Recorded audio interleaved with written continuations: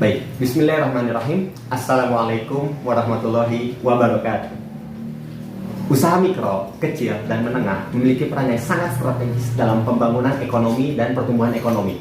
Saya Syarif Algi Septiansa Siswandi Al-Qadri dengan NIM 226421023, mahasiswa program studi Teknologi Rekayasa Perancangan Manufaktur, jurusan Teknik Perancangan Manufaktur, ingin menyampaikan gagasan produk inovatif berupa kendaraan UMKM Kota Bandung berbasis kendaraan listrik roda 3. Badan Pusat Statistik menyebutkan pada tahun 2022, Kota Bandung memiliki pertumbuhan ekonomi yang meningkat sebesar 5,1%. Dan dari pertumbuhan ekonomi itu, salah satu lapangan usaha yang mengalami pertumbuhan signifikan yaitu penyediaan akomodasi dan makan minum sebesar 13,94%. Pada tahun 2008 sampai 2012, pertumbuhan kontribusi ekonomi Kota Bandung di Jawa Barat mencapai rata-rata 11,74%. Kontribusi yang sangat besar dalam pertumbuhan ekonomi, bahkan melebihi pertumbuhan ekonomi Jawa Barat, bahkan nasional.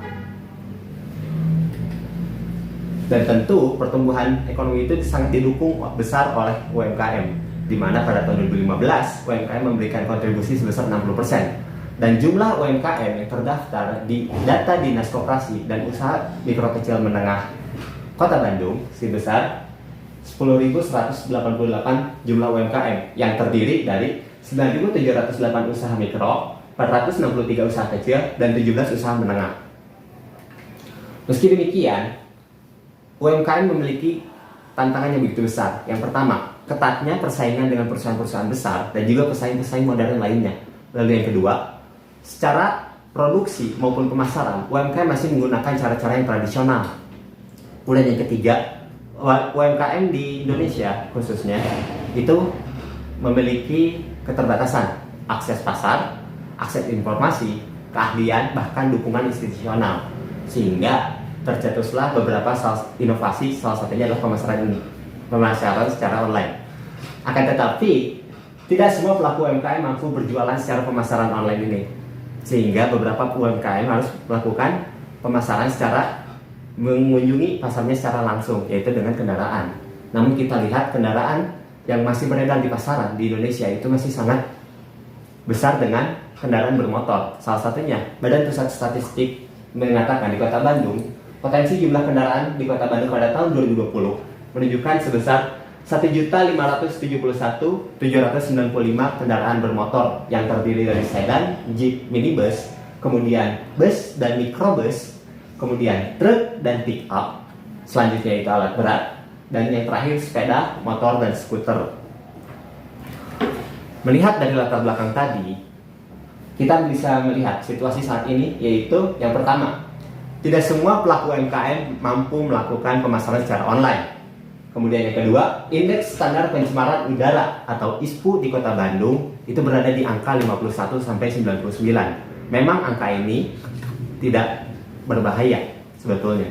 Akan tetapi, beberapa faktor yang mengakibatkan kualitas udara di Kota Bandung memburuk, yaitu sekitar 70% disebabkan oleh emisi gas kendaraan bermotor.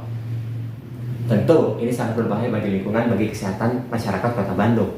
Sehingga dari semua permasalahan-permasalahan tadi, ditemukanlah sebuah solusi yang saya gagas berupa kendaraan umum berbasis kendaraan listrik roda 3. Pada saat ini, Politeknik Manufaktur Bandung dan juga PT Jasa Motor Indonesia sedang melakukan mitra kerja untuk mengembangkan kendaraan listrik roda 3. Salah satunya adalah untuk kendaraan UMKM. Sehingga dari awalnya dari kendaraan mobil listrik roda 3 seperti ini akan dikembangkan menjadi kendaraan UMKM, yang dimana pengembangannya ini berfokus pada kabinnya, yang dimana kabinnya ini awalnya untuk 6 penumpang akan dikembangkan lagi menjadi kabin yang bisa dipakai untuk berjualan produk-produk UMKM. Dan pada saat ini fokus bidang yang akan kita kaji yaitu adalah UMKM bidang kuliner. Adapun sasaran-sasarannya, yang pertama, memudahkan pelaku UMKM Kota Bandung dalam mengakses pasar. Tentu dengan adanya kendaraan akan membantu pelaku UMKM untuk mengakses pasar secara sekaligus dan juga mempromosikan produknya dengan mudah. Kemudian yang kedua, dapat mengurangi indeks standar pencemaran udara atau ISPU Kota Bandung bahkan mencapai angka 1-50 atau kategori baik. Dan yang terakhir, mewujudkan tujuan pembangunan berkelanjutan TBP pada poin ke-7, poin ke-8, poin ke-9, dan poin ke-13, di mana poin ke-7 yaitu energi bersih dan terjangkau. Kemudian yang poin ke-8 adalah pekerjaan yang layak dan pertumbuhan ekonomi. Yang ke-9, industri, inovasi, dan infrastruktur. Dan yang ke-13, penanganan perubahan iklim.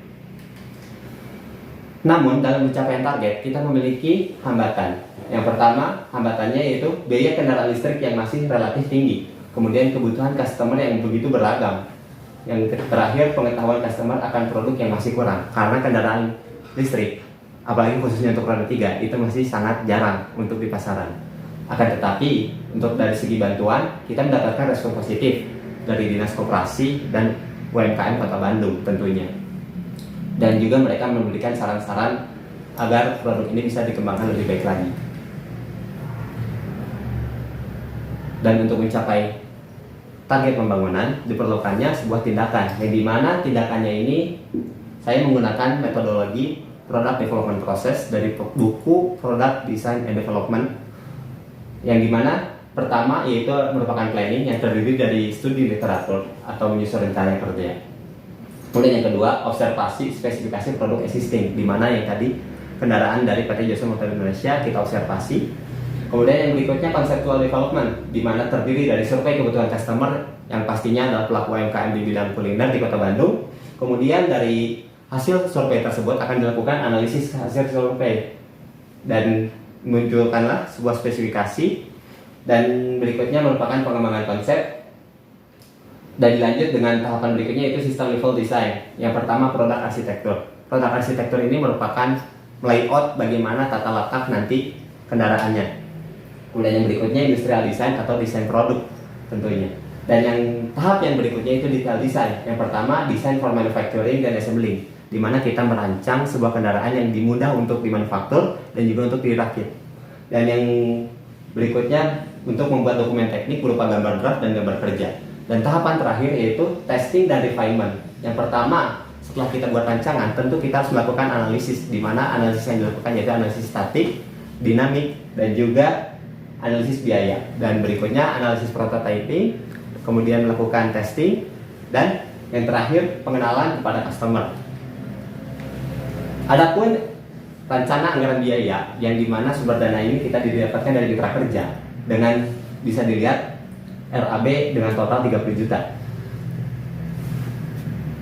yang terdiri dari biaya material dan komponen standar sebesar 15 juta, kemudian biaya fabrikasi di kisaran 10 juta, kemudian biaya perakitan di 4 juta, dan biaya pemasaran di 1 juta. Sekian yang dapat saya sampaikan. Saya Syarif Algi, lebih dan kurangnya mohon dimaafkan. Assalamualaikum warahmatullahi wabarakatuh.